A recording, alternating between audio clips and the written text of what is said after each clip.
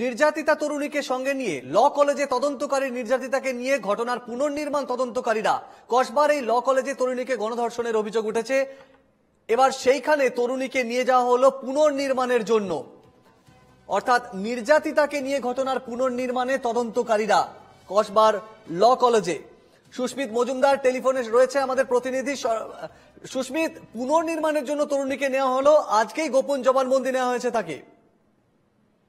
দেখো, একেবারেই যখন গোপন জবানবন্দি নেওয়া হয় এবং গোপন জবানবন্দি নেওয়ার পরেই এই যে ঘটনা ঘটেছে, এবং তুমি জানো যে সকাল থেকেই যে এই তদন্ত প্রক্রিয়া এগিয়ে নিয়ে যাওয়া হচ্ছে, বিকেলেই সিট গঠন করা হয়েছে 5 সদস্যের প্রতিনিধি দল, এবং গোপন জবানবন্দি নেওয়ার পর তাকে নিয়ে পুনর্নির্মাণের জন্য সেই কলেজের সেই জায়গাগুলোতে যাওয়া হয়েছে। অর্থাৎ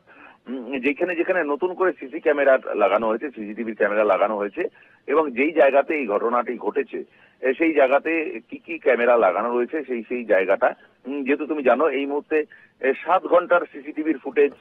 পুলিশের হাতে রয়েছে, কলকাতা পুলিশের তদন্তকারী যারা অফিসার রয়েছেন তাদের হাতে রয়েছে, এবং সেই কারণেই আজকে যে নির্যাতিতা তাকে নিয়ে ঠিক 8টা 15 নাগাদ তাকে নিয়ে যাওয়া হয় কলেজে, এবং কলেজের সেই জায়গাতে, অর্থাৎ যেই জায়গাটা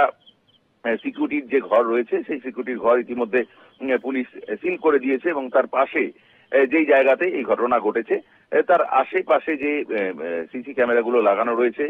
সেই ক্যামেরাগুলো, এবং তাকে যে জিজ্ঞাসাবাদ এবং তাকে নিয়ে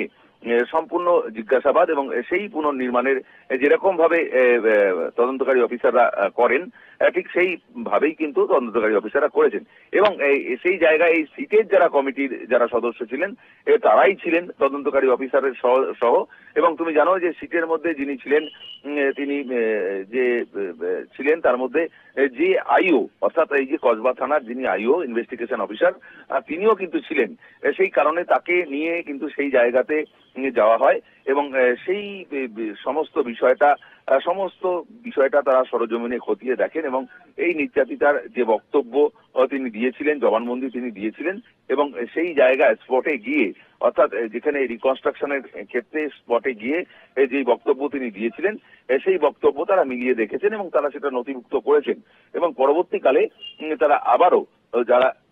যে ভিকটিম যেটা বলছেন এবং অ্যাকিউজ যারা বলছেন তাদেরকে যে পার্সোনালি তাদের জিজ্ঞাসা করা হয়েছিল, ইন্ডিভিজুয়ালি অর্থাৎ একা একই জিজ্ঞাসা করা হয়েছিল, এবং একসঙ্গে বসিয়ে এই 4 জনকে, অর্থাৎ এই যে নৈশ প্রহরী যেটা ছিলেন, অর্থাৎ সিকিউরিটি গার্ড যিনি ছিলেন তিনি, এবং আরো যে 3 জন কে ইতিমধ্যে গ্রেপ্তার করেছে পুলিশ তাদেরকে, এবং এই 4 জনের যে বয়ান সেই বয়ান আলাদা আলাদা ভাবে নেওয়া হবে, এবং একসঙ্গে বসিয়ে এই 4 জনকে এবং এই যে নির্যাতিতা তার যে বয়ান রয়েছে সেই বয়ানকে মিলিয়ে দেখা হবে। সেই কারণেই কিন্তু আজকে তাকে নিয়ে যাওয়া হয়েছিল যেই দুর্ঘটনা যেখানে ঘটেছিল সেই দুর্ঘটনার স্পটে, এবং সেই তারই পুনর্নির্মাণ করানোর জন্যই তাকে কিন্তু 8টা 15 নাগাদ সেই জায়গায় নিয়ে যাওয়া হয়েছে, এবং তার আগে পুরোপুরি ভাবেই কিন্তু পুরোপুরি নিরাপত্তা বলয়ে মুড়ে রাখা হয়েছিল কলেজের চত্বর। তার কারণ তুমি জানো যে আজকে শনিবার, আগামীকাল রবিবার, যে কলেজ ছুটি, এবং যাতে কোনো রকম সমস্যা না হয় সেই কারণে কলেজের ভেতরে যাতে কেউ প্রবেশ না করতে পারে সেই কলেজের গেটের আগে, কলেজের গেটের ভেতর থেকে ঘটনাস্থল এবং কলেজের গেট চত্বর। ধন্যবাদ সুস্মিত মজুমদার। অর্থাৎ পুনর্নির্মাণে যে গেছে সেটা সিটের যে 5 সদস্যের সিট গঠন করা হয়েছে সেই সিটের আধিকারিকরাই পুনর্নির্মাণে নির্যাতিতাকে নিয়ে ঘটনাস্থলে পুনর্নির্মাণ চলছে।